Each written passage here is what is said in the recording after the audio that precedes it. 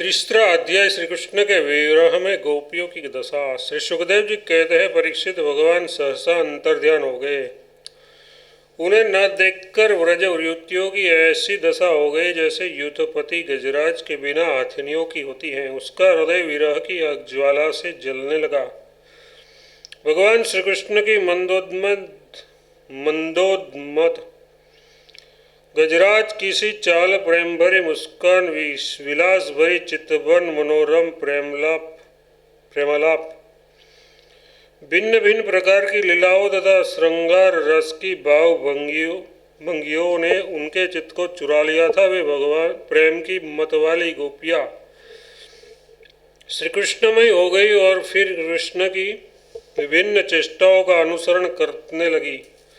अपने प्रियतम भगवान की चाल ढाल, हास्य विलास और चितवन बोलन आदि में श्री कृष्ण की प्यारी गोपियाँ उसके साथ समान ही बन गई। उसके शरीर में भी वही गतिमति, वही भाव भंगी उतर आई। वे अपने को सर्वदा भूलकर श्री कृष्ण स्वरूप हो गई और उन्होंने लीला विलास का अनुसरण करती हुई मैं श्री कृष्ण ही हूँ इस प्रकार कहने लगी। वे सब परस्पर मिलकर उन्हें ऊंचे स्वर से उन्हीं के गुणों का गान करने लगी और मतवाली होकर एक वन से दूसरे वन में, एक झाड़ी से दूसरी झाड़ी में जा जाकर श्री कृष्ण को ढूंढने लगी। परीक्षित, भगवान श्री कृष्ण कहीं दूर थोड़े ही थे। वे तो समस्त जड़ चेतन पदार्थों में तथा उनके बाहर भी आकाश के समान एक रस स्थिर ही है। वे वहीं थे, उन्हीं में थे, परंतु उन्हें न देखकर गोपियाँ वनस्पतियों से, पेड़ पौधों से उसका पता पूछने लगी। गोपियों ने पहले बड़े बड़े वृक्षों से जाकर पूछा, हे पीपल, वपाकर और बरगद, नंद श्याम सुंदर अपनी प्रेम भरी मुस्कान और चितवन से हमारा मन चुरा कर चले गए हैं। क्या तुम लोगों ने उन्हें देखा है? कुर्बक, अशोक, नागकेशर, पुन्नाग और चंपा, बलराम जी के छोटे भाई, जिनकी मुस्कान मात्र से बड़ी बड़ी माननियों का मानमर्दन हो जाता है, इधर आए थे क्या? अब उन्होंने स्त्री जाति के पौधों से कहा, बहिन तुलसी, तुम्हारा हृदय तो बड़ा कोमल है, तुम तो सभी लोगों का कल्याण चाहती हो। भगवान ने चरणों में तुम्हारा प्रेम तो है ही, वे भी तुमसे बड़ा प्यार करते हैं। तुम ही तो बहुओं के मंडराते रहने पर भी वे तुम्हारी माला नहीं उतारते, सर्वदा पहने रहते हैं। क्या तुमने अपने परम प्रियतम श्याम सुंदर को देखा है? प्यारी मालती, मल्लिके जाति और जूहू, तुम लोगों ने कदाचित हमारे प्यारे माधव को देखा होगा। क्या वे अपने कोमल करों से स्पर्श करके तुम्हें आनंदित करते हुए इधर से गए हैं?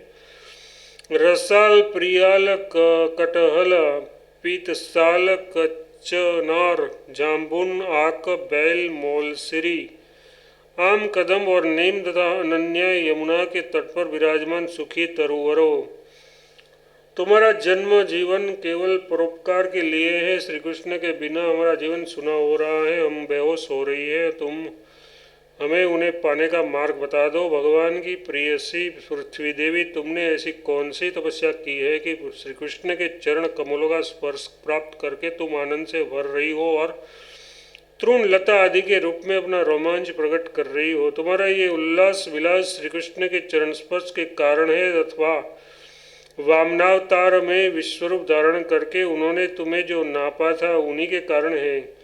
कहीं उन्होंने भी तुम्हें वारा? भगवान के अंग संग के कारण तो तुम्हारी ये दशा नहीं हो रही है। ऋषि हरिणियों, हमारे श्याम सुंदर के अंग संग से सुषमा सौंदर्य की धारा बहती रहती है। वे कहीं अपनी प्राण प्रिया के साथ तुम्हारे नयनों को परमानंद का दान करते हुए इधर से तो नहीं गए हैं। देखो देखो, यहाँ कुलपति श्री कृष्ण की कुंदकली की माला की मनोहर गंध आ रही है, जो उन्हीं की परम प्रेयसी के अंग संग से लगे हुए कुछ कुंभ से अनुरंजित रहती है। तरुवरों, उनकी माला की तुलसी में ऐसी सुगंध है कि उनकी गंध के लोभी मतवाले भंवरे प्रत्येक क्षण उस पर मंडराते रहते हैं। उनके एक हाथ में नीला कमल होगा और दूसरा हाथ में अपनी प्रेयसी के कंधे पर रखे होंगे। तो हमारे प्यारे श्याम सुंदर इधर से विचरते हुए आवश्यक गए होंगे। जान पड़ता है तुम लोग उन्हें प्रणाम करने के लिए ही झुके हो तुम, परंतु उन्होंने तो अपनी प्रेम भरी चितवन से भी तुम्हारी वंदना का अभिनंदन किया है या नहीं। ऋषि इस लताओं से पूछो, ये अपने पति वृक्षों को भुजपास में बंद कर आलिंगन किए हुए हैं, उससे क्या हुआ? उसके शरीर में जो पुलक है, रोमांच है, वह तो भगवान के नखों के स्पर्श से ही है। हो, इसका कैसा सौभाग्य है। परीक्षित, इस प्रकार मतवाली गोपियां प्रलाप करती हुई भगवान श्री कृष्ण को ढूंढते ढूंढते कातर हो रही थी। अब और भी गाढ़ आवेश हो जाने के कारण वे संभव भगवान मय होकर भगवान की विभिन्न लीलाओं का अनुसरण करने लगी। एक पूतना बन गई तो दूसरी श्री कृष्ण बनकर उसका स्तन पीने लगी। कोई बछड़ा बन गई तो किसी ने बालकृष्ण बनकर रोते हुए उसके पैर की गोठन मारकर उलट दिया। कोई सखी बालकृष्ण बनकर बैठ गई तो कोई तृणवर्त दैत्य का रूप धारण करके उसे हर ले गई। कोई गोपी पांव घसीट घसीट कर घुटनों के बल बलैया चलने लगी और उस पर उसके पायजेब रुंझुन रुंझुन बोलने लगे। एक बनी कृष्ण तो दूसरी बनी बलराम और बहुत सी गोपियां ग्वालबालों के रूप में हो गई। एक गोपी बन गई वत्सासुर तो दूसरी बनी बकासुर। तब तो गोपियों ने अलग अलग श्री कृष्ण बनकर वत्सासुर और बकासुर बनी हुई गोपियों को मारने की लीला की। जैसे श्री कृष्ण वन में करते थे वैसे ही एक गोपी बांसुरी बजाकर दूर गए हुए पशुओं को बुलाने का खेल खेलने लगी। तब दूसरी गोपियां वाह वाह करके उनकी प्रशंसा करने लगी। एक गोपी अपने को श्री कृष्ण समझकर दूसरी सखी के गले में बाढ़ डालकर चलती और गोपियों से कहने लगी, मित्रों, मैं श्री कृष्ण हूँ, तुम लोग मेरी ये मनोहर चाल देखो। कोई गोपी श्री कृष्ण बनकर कहती, अरे व्रजवासियों, तुम आंधी पानी से मत डरो, मैंने उससे बचने का उपाय निकाल लिया है। ऐसा कहकर गोवर्धन धारण का अनुसरण करती हुई वह अपने ओढ़नी उठाकर ऊपर तान लेती।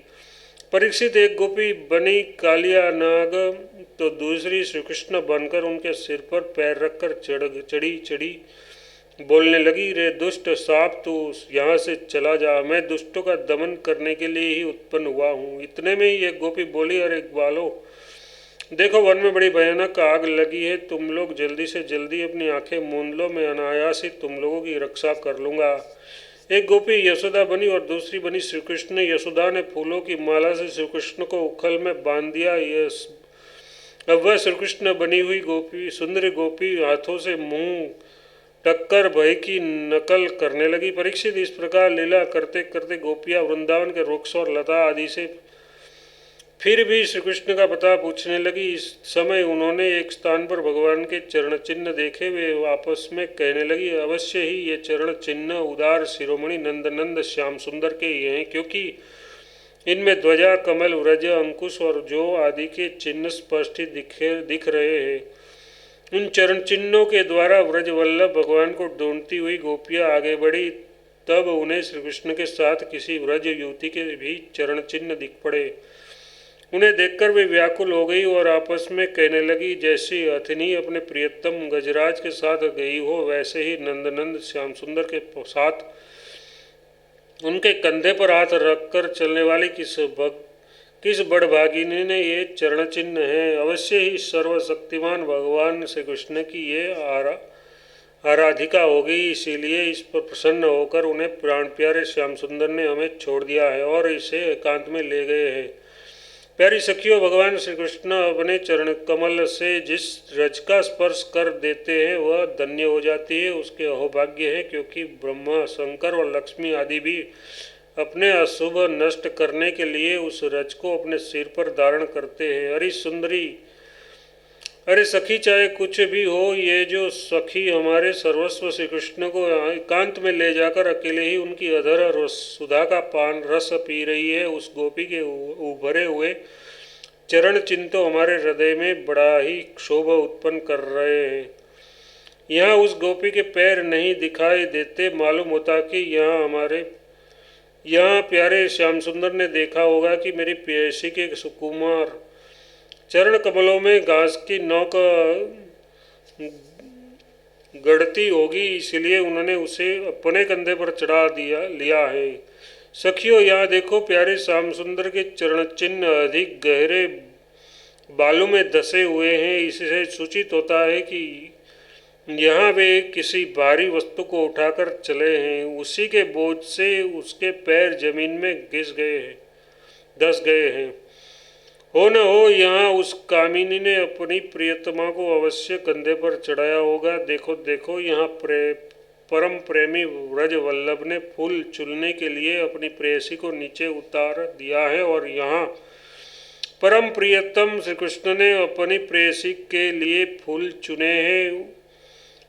उचक उचक कर फूल तोड़ने के कारण यहाँ उनके पंजे तो धरती में गड़े हुए हैं और एड़ी का पता नहीं है। परम प्रेमी श्री कृष्ण ने कामी पुरुष के समान यहाँ अपनी प्रेमिसी के केश संवारे हैं। देखो, अपने चुने हुए फूलों को प्रेयसी की चोटी में गूंथने के लिए वे यहाँ अवश्य ही बैठे रहे होंगे। परीक्षित, भगवान श्री कृष्ण आत्माराम है, वे अपने आप में ही संतुष्ट और पूर्ण है।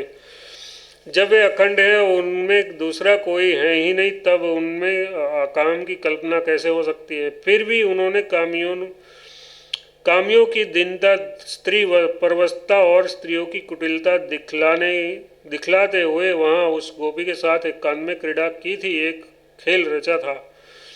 इस प्रकार गोपियाँ मतवाली सी होकर, अपनी सुध-बुध खोकर एक दूसरे को भगवान श्री कृष्ण के चरण चिन्ह दिखलाती हुई वन वन में भटक रही थी। इधर भगवान श्री कृष्ण दूसरी गोपियों को वन में छोड़कर किस भाग्यवती गोपी को एकांत में ले गए थे। उसने समझा कि मैं ही समस्त गोपियों में श्रेष्ठ हूँ, इसलिए तो हमारे प्यारे श्री कृष्ण दूसरी गोपी को छोड़कर जो उन्हें इतना चाहते हैं, केवल मेरा ही मान करते हैं, मुझे ही आदर दे रहे हैं।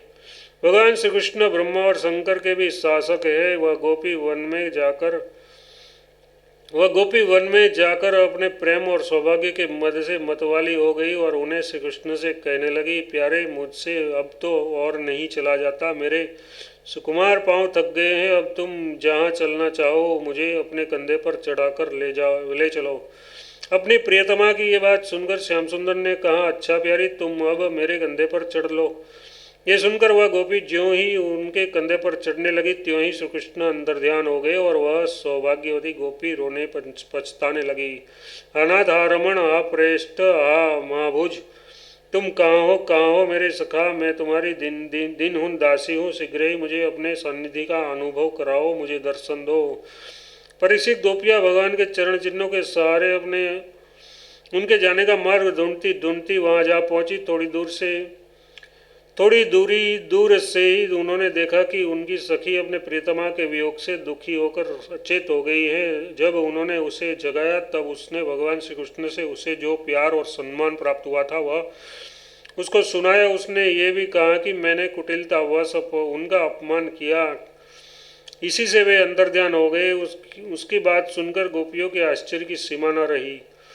उसके बाद वन में जहाँ तक चंद्रदेव की चांदनी छिटक रही थी, वहाँ तक वे उन्हें ढूंढती हुई गई, परंतु जब उन्होंने देखा कि आगे घना अंधकार है, घोर जंगल है, वह हम ढूंढती जाएगी तो श्री कृष्ण और भी उसके अंदर घुस जाएंगे, तब वे उधर से लौट आए। परीक्षित, गोपियों का मन श्री कृष्णमय हो गया था। उनकी वाणी से कृष्ण चर्चा के अतिरिक्त और कोई बात नहीं निकलती थी।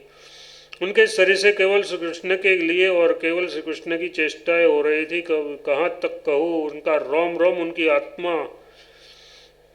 श्री कृष्णमय हो रही थी। वे केवल उनके गुणों और लीलाओं का एक गान कर रही थी और उनके इतनी तन्मय हो रही थी कि उन्हें अपने शरीर की भी सुध नहीं थी कि फिर घर की याद कौन करता।